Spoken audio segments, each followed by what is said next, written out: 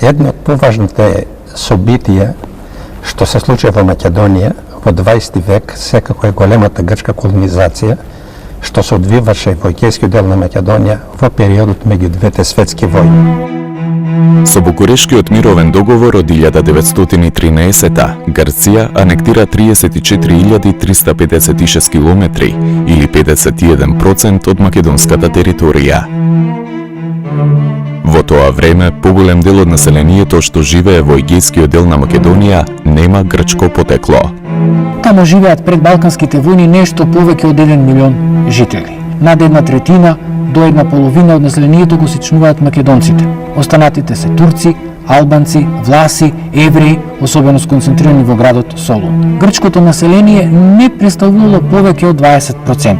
Нашето село беа чисто македонци, се боре за още од старите, од Илинденско вастание. Немаше ни грци, ни бугари, ни срби, чисто македонски. По Букурешкиот мировен договор, грчката држава се стремела да создаде една држава со една нација и еден јазик. За постигнување на оваа цел, Грција водела двојна политика. Од една страна се фокусирала на протерување на инородното или негрчко население, а од друга страна водела политика на колонизација на грчко и прогрчко настроеното христијанско население. Колонизацијата не е непознато средство на владетелите уште од антиката па до денес, со цел да се пацифизира одреден простор. Во него да се насели население кое што ќе биде лојално на власта. Етничкото чистење на македонскиот народ и другите негрчки народи почнува со Балканските војни од 1912 до 1913 година. Во првата Балканска војна, грчкиот воен поход добива антитурски и антимуслимански карактер. Турските села били изгорени, населението тероризирано или убивано, а голем број турци заминувале за Турција. Тенденцијата била јасна да се намали процентот на негрчкото население или оние што не го говорат грчкиот јазик или пак немаат грчка национална свест, со цел да се зацврсне грчката власт во тие така наречени нови територии. Се што било македонско масовно и свирепо се уривало и уништувало. Во Костурската околија, грците го принудувале македонското население да се декларира за грчко, да се откаже од екзархијата и да го признае покровителството на грчката патриаршија. Грчката војска повеќе гледаше да го протера македонското население од македонските простори. Тој напад на грчките војски спрема север земаше елементи на етнички геноцид. Во периодот на Балканските војни, грчките власти запалиле 160 населени места, го разурнале Кукуш, а македонскиот народ принуден да го напушти своето родно огниште, барал спас во Бугарија. Многу мајки, бегајки од злосторството на грчката војска, беа принудени по некој дете да го остават, за да може да ги спасат и другите деца. Притисокот беше толку голем, што дури и мајчинското чувство се колебеше пред зверствата на грчката војска. Дури има некои процени дека до 1919 година околу 90.000 македонци веќе биле иселени од егејскиот дел на Македонија во тогашното царство Бугарија. Етничкото чистење продолжило и по Првата светска војна.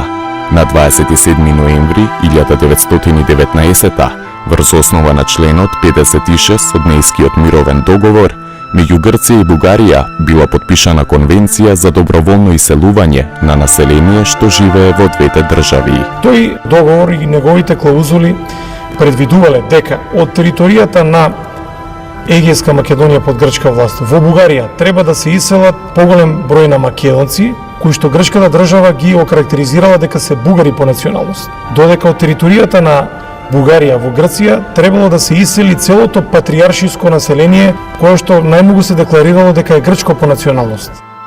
Ово доброволно така наречени иселување во суштина грчката држава го претвори во присилно иселување. Се вршеше еден страшен терор врз македонското население.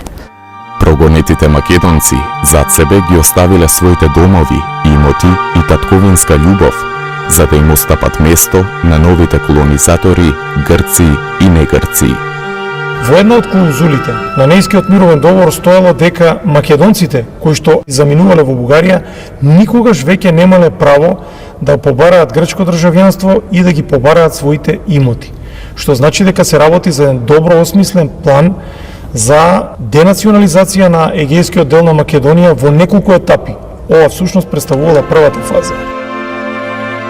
Политиката на етничко чистење продолжила и по грчко-турската војна од 1920 до 1922 година.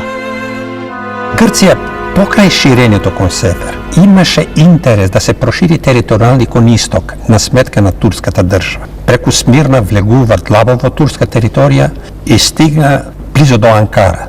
Тука грчките војски се запрени и тука има една крвава битка, битката во Закарија, каде турците успеа да ги поразат грците и Грција беше принудена да застани на столот на мировните преговори што се воде во Лозан. Со Лозанскиот мировен договор, подпишан меѓу Грција и Турција во 1923 година, била договорена размена на население меѓу двете држави.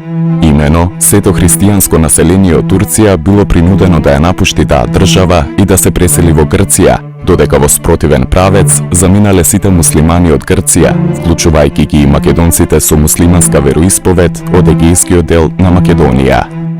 Во егејска Македонија дојдоа речиси 1.200.000 грци и негрчко христијанско население, а од егејска Македонија беа протерани 350.000 муслимани, меѓу кои главно мнозинство беа турци, скоро 305.000 турци и 40.000 македонски махомедани или македонски муслимани. Со Лозанскиот мировен договор, Грција ја изврши втората принудна миграција на македонскиот народ, но и на други народи. Конечната бројка на протерани македонци по сила на Неискиот и Лозанскиот мировен договор изнесува 127.374 лица, или 34,39% од целокупното македонско население кое живеело во егејска Македонија. И грците за прв пат во историјата ќе станат апсолутно мнозинство во тој дел од Грција, а грчкиот јазик ќе стане доминантен јазик во комуникацијата. Селото наше броеше прво, пред да почнат војните, околу 1230 души. И после се намали на 700. Од војните, значи избега во Бугарија, во Америка. Покрај македонското, насилен притисок за иселување било изложено и влашкото и еврејското население. Македонските власти биле принудени да емигрираат во Романија и биле колонизирани во јужното Бруџа, бугарска територија анектирана од Романија по Втората Балканска војна. Евреите, освен што биле омаловажувани и за разни, главно измислени причини малтретирани, тие били изложени и на високи парични казни, а неретко нивните домови или дуќани биле кршени или спалувани. Тие заминувале за Италија, Швајцарија или Франција. Паралелно со процесите на протерување на инородното грчко население, грчката држава спроведуваше политика на колонизација. За ваквата политика грчката држава применувала два метода. Внатрешна колонизација, реализирана со население дојдено од Стара Грција, Стерија Елада, Пелопонес, Епир, Крит и Егејските острови, и надворешна колонизација, реализирана со колонизирање на различно грчко и негрчко христијанско население, дојдено од ширум светот, Европа, Мала Азија, САД, Африка и Океанија. Во неколку етапи, од 1923 до 1928 година, се случиле тектонски демографски промени на егејскиот дел на Македонија. Врз основа на внатрешната и надворешната грчка колонизација, во Јужна Македонија биле колонизирани 618.199 лица, население различно по своето потекло, јазик и културни традиции. Таа колонизација се одвиваше по форма на земјоделска колонизација и по форма на градска колонизација. Мнозинството од бегалците што дојде во Егејска Македонија главно беа колонизирани по селата на Егејска Македонија. Грчката држава ќе создаде и еден комисаријат за колонизација на дојденците, односно на бегалците, кој што на овие доселеници ќе им даде куќи, земјиште и ќе донесе специјалисти за земјоделските култури за да ги едуцираат дојденците како подобро да обработуваат земјата и да се приспособат во новите места на живење. Доста голем процент прифати да живее со македонците и има еден хармоничен живот, иако грчката држава од почеток им кажа на тие луѓе, новодојденците, дека таму живее еден барбарски народ, славофони што не знаат што се, но поголемиот дел од дојденците виде дека не е така работата и дека може многу хармонично да живее на тој начин. Грчката власт виде дека плановите не се остваруваат како што таа сакаше, дојденците не ги спроведуваат тие асимилирачки мерки што требаш да ги спроведат и почнаа некои нови, многу поригорозни мерки. Во егејскиот дел на Македонија биле населени околу 50.000 грци од териториите кои влегле во составот на Грција пред Балканските војни. Луѓето што ги извршува функциите како градоначалник, како претседател на село, како директори и останати функционери беа донесени од Стара Грција, така наречена Стара Грција. Селската колонизација главно се одвивала на сметка на македонскиот селанец. Почна да ги земат имотите на македонците, кои што беа веќе истерани, но почна да влегуват и во имотите на македонците што беа останати во нивните домови, во нивните територии. Македонците ги крие имотите и не кажуваат има емигрирано македонци тука во Бугарија. Имаше и физички судири меѓу маџирите и македонците за земјата. Македонците не сакаат да се даде собствена родна земја. Превземат некои мерки како тепање, како убивање, како заплашување, тероризирање на македонското население за тоа да се покори на нивните барања. Тие ја добивале плодната земја, но не сакале да ја обработуваат и таа иста земја која што некогаш им припаѓала на домородните македонци им ја давале под наем, а самите колонисти заминувале во големите грчки центри. Градската колонизација земала помал замав. Статистиката вели дека во градовите биле колонизирани 41.300 семејства или 153.000 лица. Така и Солун си го изгуби својот белег, зашто таму покрај македонското население таму живееше и голем број еврејско население во Солун, речиси 80.000 евреи. Во оваа размена на населението на просторот на Егејска Македонија, особено во градовите, во Солун и така натаму, биле населени православни жители од Мала Азија, така наречени караманли, кои што биле туркофони, кои воопшто не го разбирале грчкиот јазик. Па дури митрополитите, например митрополитот во Солун бил принуден да дозволи евангелието да се чита на турски, се преведе се чита на турски јазик, бидејќи тие луѓе не го разбирале локалниот грчки дијалект кој што се зборувал. Со тоа настанале и определени културолошки промени, освен етнички, демографски и културолошки промени на самиот простор. Промената на етничкиот состав на населението придонела да се смени и етнојазичниот статус на македонскиот народ и на грчкото малцинство, што своевремено живеело во Егејска Македонија. Со големата грчко-христијанска колонизација, македонскиот народ го изгубил својот етноисториски статус. Од најмногу броен народ, македонците добија статус на малцинство. Кога македонското население стана малцинско население, македонскиот јазик веќе го изгуби статусот најупотребуван јазик, да речеме така лангузуел, и се претвори во јазик на малцинство или семеен јазик. Го зборува само во рамките на семејството, зашто јавно беше прогонуван. Сите мешани бракови меѓу грци и караманли, грци и кавказци, караманли и кавказци, караманли и ерменци, врз основа на грчкиот народен јазик, димотики, биле во корист на грчкиот етнос. Во 1925 година во една печатница во Атина, печатницата Сакелариу, беше печатен првиот абецедар, македонски буквар, за да се подели на сите школи во македонските села во Северна Грција со цел македончињата да почнат да го учат нивниот мајчин јазик. Тогашниот министер за надворешни работи на Грција ги зеде двата примерока, ги однесе 1926 година во тогашниот состанок на Лига на народите и докажа дека еве господа, ние се грижиме за нашите малцинства и испечативме таков вид на буквар за да го учат нивниот мајчин јазик. После неколку месеци многу големи спротивставувања настанаа во Грција од страна на грчките националисти дека не е можно да им дадеме да учат на нивни мајчин јазик, бидејќи тоа не е јазик, тој не е народ, затоа мора да продолжат да го учат само грчкиот јазик. Поради тоа, на јавен собир беа изгорени сите тие повеќе илјади абецедари, така никогаш не се поделија во македонските школиња. И турскиот, и ерменскиот, и рускиот биле јазици кои се истиснуваат за сметка на грчкиот, кој иако наметнат, живеел статус на мајчин, односно примарен јазик. Истовремено, грчкиот јазик си го сменува и тој својот статус. Од семеен јазик стана јазик на мнозинство, покрај карактерот на официјален јазик, и сега тој јазик беа принудени сите други малцинства да го учат и да го освојуват тој јазик. На грчкиот јазик било инсистирано и во еднородни семејства во кои нема грци, туку само караманлии, ерменци или власи. Во Егејска Македонија завршува македонскиот и почнува нов грко-маđарски период, а политичките граници и грчките етнички граници сосема се совпаднале.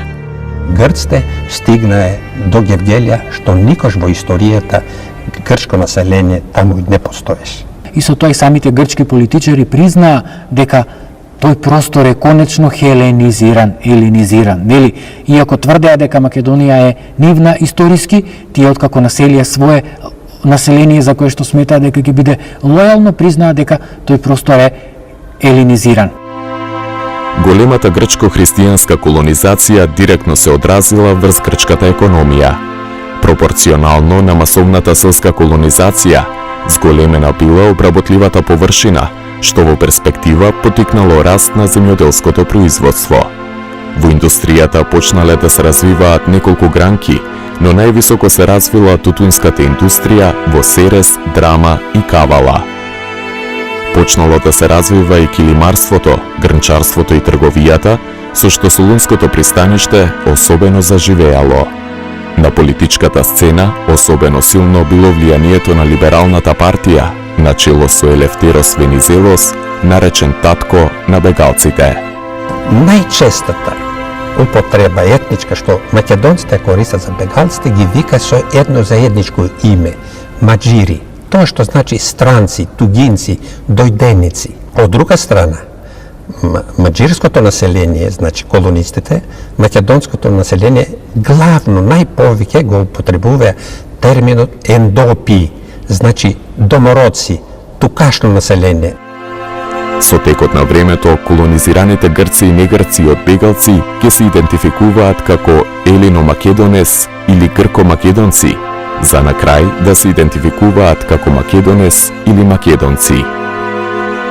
И Комунистичката партија на Грција, по големите етнички промени, почнала се почесто да го користи етнонимот славјано-македонци. Мораше тие нови територии, тоа ново население да се хомогенизира, да се направи грчко население, што се однесува до јазикот, до имињата, до топонимите, до начинот на функционирање, до традициите, до адетите и сите останати сегменти на живењето. Со законот од 1926 година почнала интензивна деноминација на македонските населени места, со што сите имиња на реки, планини, села и градови добиле грчки топонимски карактер. До најмало село, до најмала рекичка му било променето неговото македонско име и било заменето со грчко име. Полно села се обидува да ги преведат на грчки јазик согласно значењето на македонскиот збор.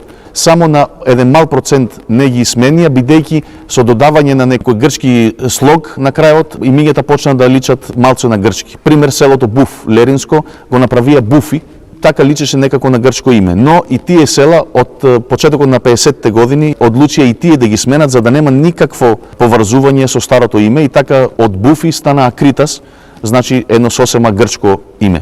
Воден стана Едеса, Лерин стана Флорина. Македонското име на Костур се смени со грчко име Касторија. Солун го доби името Тесалоники и многу други топоними. поголемите етнички промени, грчката држава ја засилила политиката на денационализација и асимилација на македонскиот народ.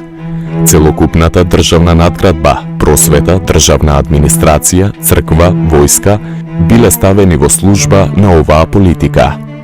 Грчкото училиште било местото каде македонците за прв пат се сретнувале со грчкиот јазик, а за побрзо изучување на истиот, редовно се предавале 2 часа грчки јазик и грчка историја, а сите други предмети се учеле низ песни и играње. Просветата се одвиваше во тој период ненормално. Се учеа песни и игра, но да се слуша колку почесто грчкиот збор, за да се совлада грчкиот јазик. Секое дете задолжително требало да знае грчки јазик и историја и да се гордее дека е грк, да знае за славните битки на нивните предци, во Маратон, Термопилите, за јуначката и славна борба на андартите, така наречени македономахи, на чело со Павло Смелас и Германос Каравангелис. Дојде многу тешко на мајка ми, на татко ми, кога се дојдов дома јас.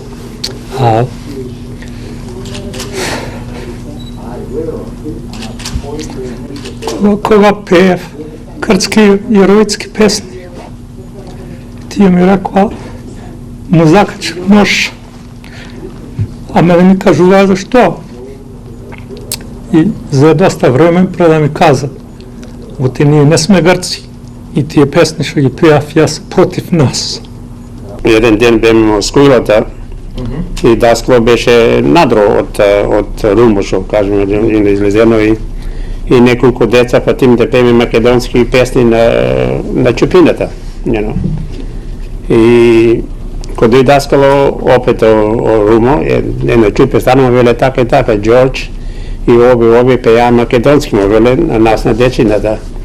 И даскало веле, кој пееше македонски, ти му кажи, јас за пееше македонски, даскало зашто пееше македонски, му че спиеш и фаде да ме бие. И на школото ке ќодев, ке ме пушеше учителу, ој да ми сечиш 2 прачки, една дебела, една помала. Кој ќе дојдев натре во школото, 10 ке манеше на едната рака, 10 на другата. Од друга страна пак, учениците и младото грчко население, без разлика на неговото потекло, морале да знаат за злосторничката активност на комитаджиите, начело со Лазо Поптрајков, Пандо Кљашев, Васил Чакаларов, Митре Панџаров и други. Почнаа мерки да се забранува воопшто да се користи македонскиот јазик во било каков облик, во било каква средина, од домовите до пазарот до полето, дури и ако некои прозбори македонски на некој животно, на волот кај што ора или на кучето за да го викне да дојде до него, големи беа казните и со тепање, со затворање, а исто така имавме и многу голем број случаеви каде што физички беше сечен јазикот на македонци, претежно на мајките македонки, за да не може да го пренесат јазикот на новите поколенија, значи на нивните деца. Најсуровиот напад врз македонскиот народен јазик го реализирал диктаторот Јоанис Метаксас во 1936 година. Βίαιος εξελληνισμός που έγινε στη διάρκεια της μεταξικής δικτατορίας. Αυτό σημαίνει τότε απαγορεύεται η δημόσια χρήση αυτού του ιδιώματος. Тој ја забранил употребата на македонскиот народен јазик не само во секојдневниот живот во селото, во обичната комуникација, на пазарите, свадбените или погребните ритуали, туку и во рамките на семејството. Секој што ќе продолжи да зборува на македонски јазик беше уапсен, беше однесен на судот и беше казнет парично или и со затвор, во меѓувреме и со тепање, со заплашување, со тероризирање. Кубење на мустаки, триење на јазикот со лута пиперка, плукање во уста, пиење рицинус. Ако не сте живееле под грчка диктатура, не знаете ништо. Они што велат СС германци, то ништо не е. Овие се луѓе што, јас се чудев си вела, овие луѓе, све ни зедоа, не истераа, све беше наше, се вел него, и уште ние сме κρίβοι. Όντως γνωρίζουμε ότι στην περίοδο του Μεταξά υπήρξαν διώξεις ανθρώπων που μιλούσαν αυτά τα ιδιώματα, διότι τότε ταυτίστηκε στην αντίληψη του Έλληνα ότι η Βουλγαρία ήταν και ο κίνδυνος. Έχει αναθεωρητική πολιτική στα Βαλκάνια, κατά κάποιο τρόπο. Δεν διεκδικεί μόνο τη Σερβική Μακεδονία, αλλά διεκδικεί και τη Δυτική Θράκη και την Ανατολική Μακεδονία. Και όντως έπρεπε οι κάτοικοι να διαμορφώσουν έτσι είναι στα πλαίσια του λεγόμενου εξελληνισμού. Αυτό δεν μπορούμε να το αποκλείσουμε. Гърците не вика Вулгари. Я памтам на час, кога одевме в школа, прво што беше кол химна, ја кажа химната грчка и речи кој е најголем душман на Грција и Вулгарија. Истовремено, секој македонец без разлика на неговата возраст бил принудуван да ги посетува така наречените грчки вечерни училишта и задолжително да го изучува грчкиот јазик.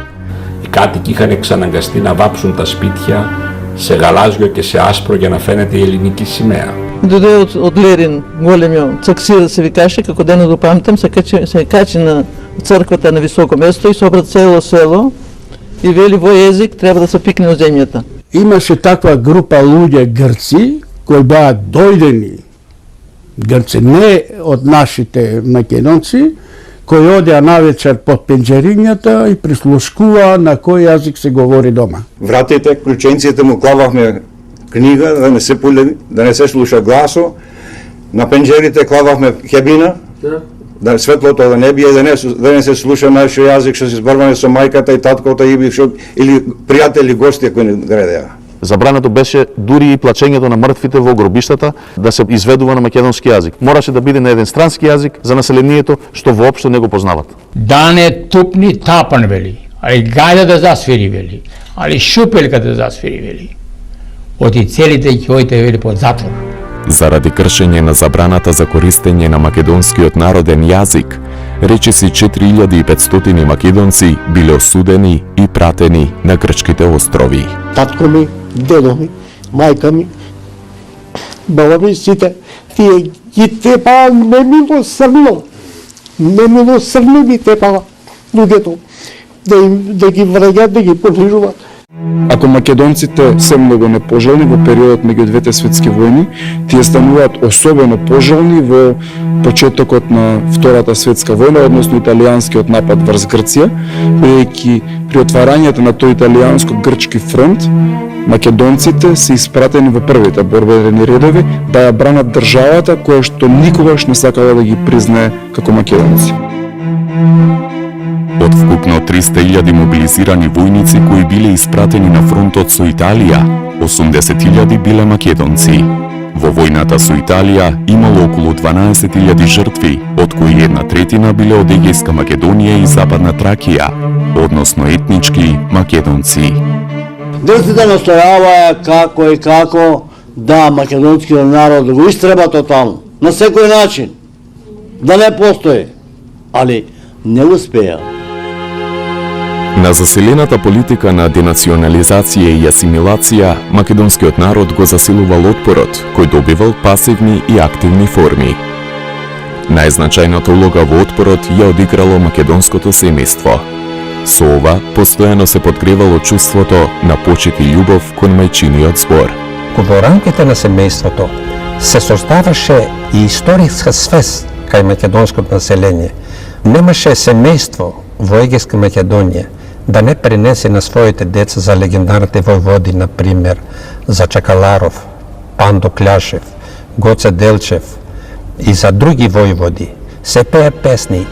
Колку македонците настојувале да ја зачуваат својата традиција, толку грците, преку различни методи, се обидували истата да ја разрушат или збришат.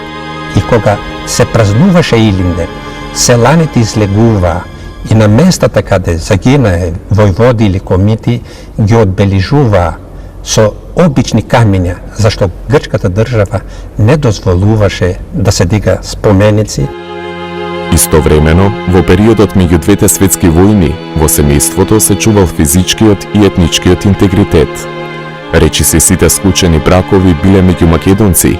Многу ретки биле мешаните бракови меѓу македонци и грци или меѓу македонци и маđири, односно туркофони, кавказци и слично.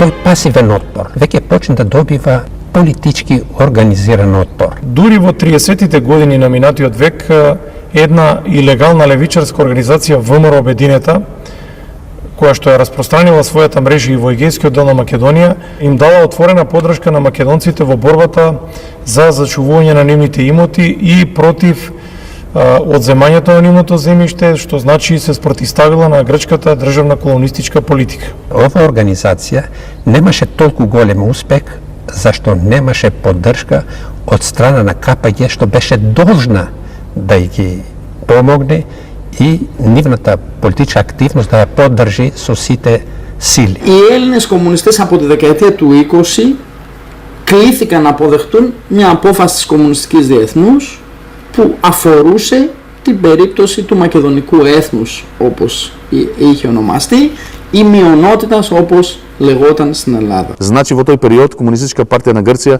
ги признава македонците како македонци, преку незиниот политички орган, значи весникот Ризоспастис, прави големи репортажи каде што ги пренесува сите состојби, лоши состојби што ги живее македонскиот народ. Поради таа причина почнаа македонците масовно да се приклучуваат на таа партија, да се запишуваат како членови на Комунистичката партија и скоро на сите македонски села да се создава јадро од видни македонци на секој село, јадро на Комунистичката партија за понатамошно организирање на селото и на населението. Το Κομμουνιστικό Κόμμα Ελλάδος, όπως κάθε κομμουνιστικό κόμμα την εποχή εκείνη, είναι μέρος ενός μεγάλου συστήματος, ενός διεθνούς παγκόσμιου συστήματος με κέντρο τη Μόσχα. Αυτό έχει πολύ μεγάλη σημασία για να καταλαβαίνουμε πώς σκέφτονται και πώς παίρνουν τις αποφάσεις οι κομμουνιστές, είτε είναι Φιλανδοί, είτε Κινέζοι, είτε Έλληνες, είτε Μακεδόνες, είτε οτιδήποτε.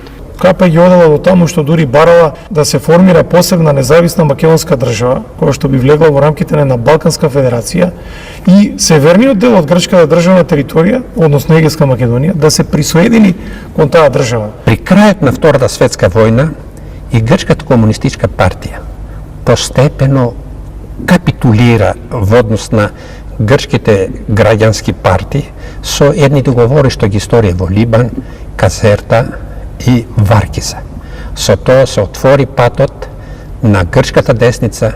Грчката десница ја презеде власта на чело со Папандреу и со помош на англиската војска и почна еден период што македонците ги потсетуваше на тешката положба што тие чувствуваа во периодот на Втората Балканска војна.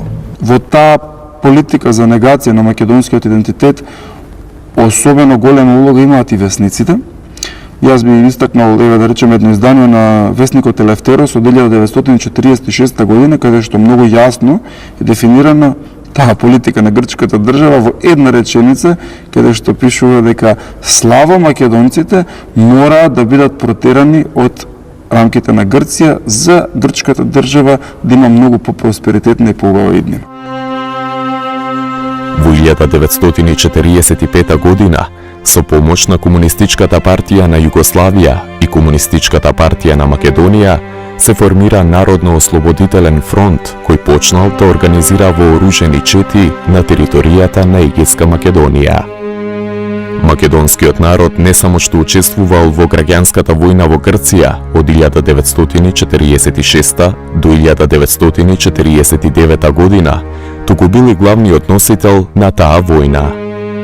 Ако го кажем податокот дека од купно 40 до 45.000 борци на демократската армија на Грција, една третина биле македонци, јасно ќе стане дека навистина македонците ја поддржувале демократската армија на Грција, но од друга страна барале таа да се заложи македонското прашање правилно да се постапи.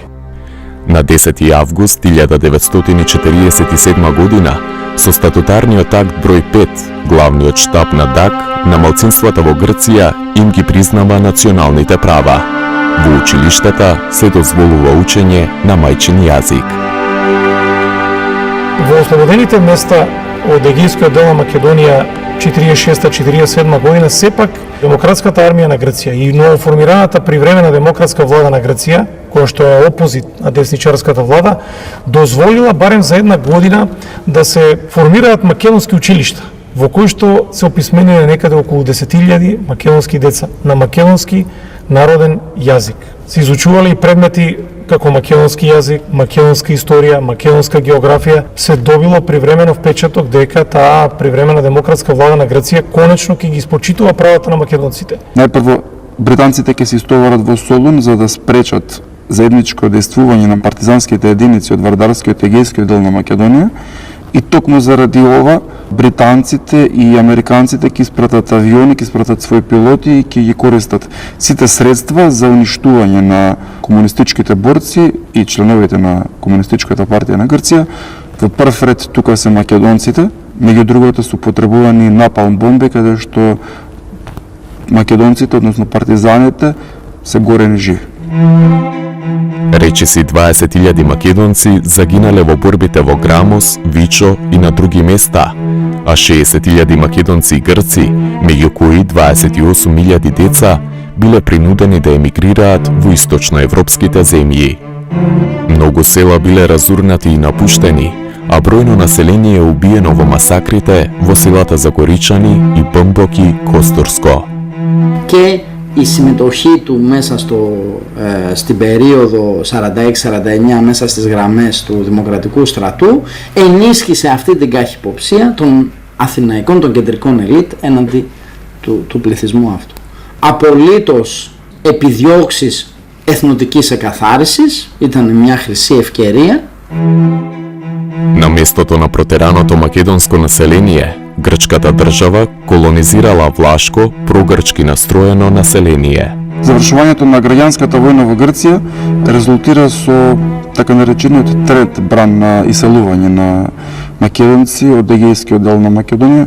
Зборуваме за бројка околу 60.000 македонци кои што се иселени. Од овие 60.000 македонци кои што се протерани, 28.000 се така наречените или познатите деца бегалци кои што ги напуштаат домовите и заменуваат во источноевропските земји за да никогаш повеќе не се вратат во своите домови во Егејскиот дел на Македонија.